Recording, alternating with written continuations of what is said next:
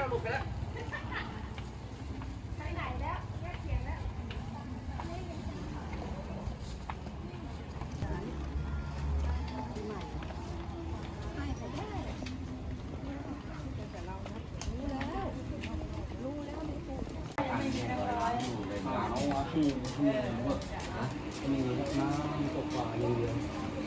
ป้าเนื้อเดินมาได้มาจากไหนก็ไม่เช้าป้า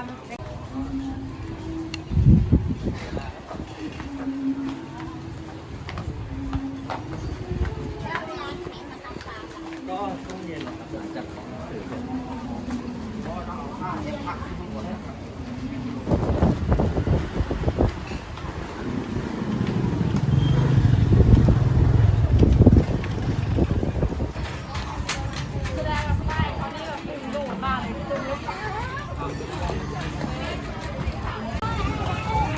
ลูกจับเรียนตลาดเวลายิ้มแย้มไปไป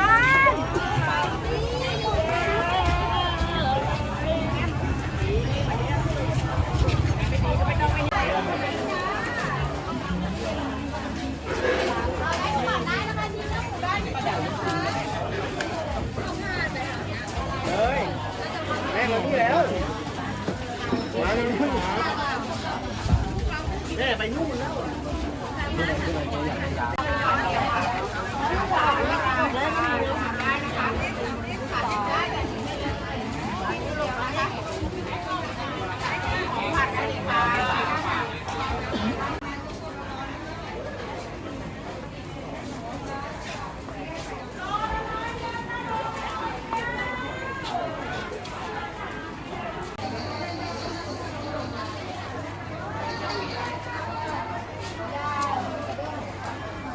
วิ่งไปเอาอยู่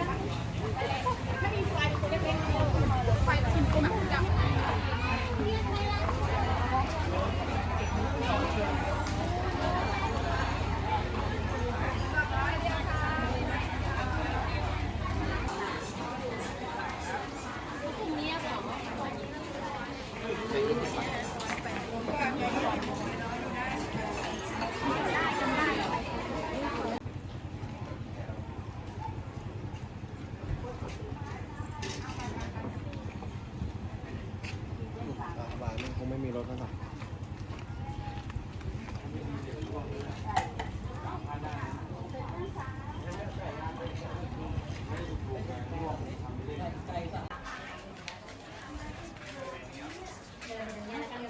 ก็ใช้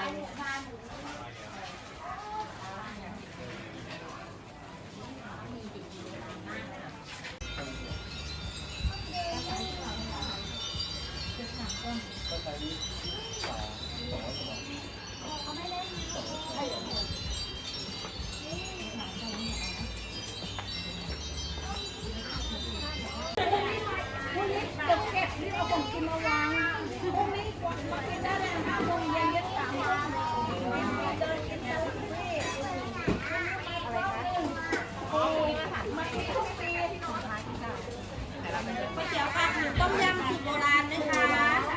สะอาดอร่อยค่ะนั่นเองว่าชนะ เพราะถ้าเป็นขนมหรือว่าอะไรเค็มธรรมดา ไข่เค็มเผ็ด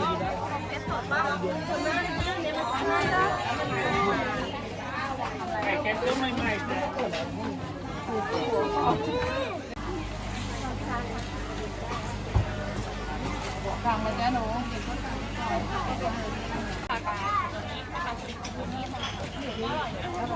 อันนี้170จ้าโลไม่ถูกนะเลือกได้เลยค่ะไม่แม่หนูค่ะอันนี้เนื้อปลาสลิดค่ะอันนี้คือเนื้อปลากา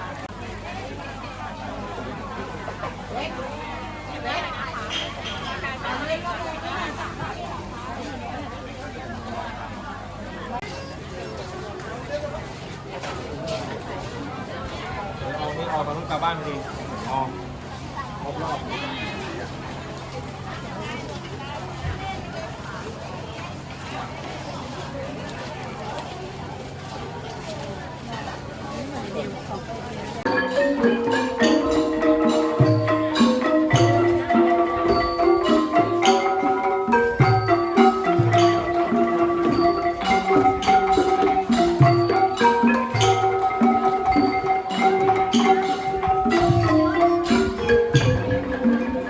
ไว้ล่ะกดส่องดีมันม้วนสองเลยอ่ะ นี่เรียกที่บ้านว่าร้านนี่กันไหนดูที่ตะแกรงนั่นเลยนะเดี๋ยวเขาจะต้องไหน2 โอ้ยอะไร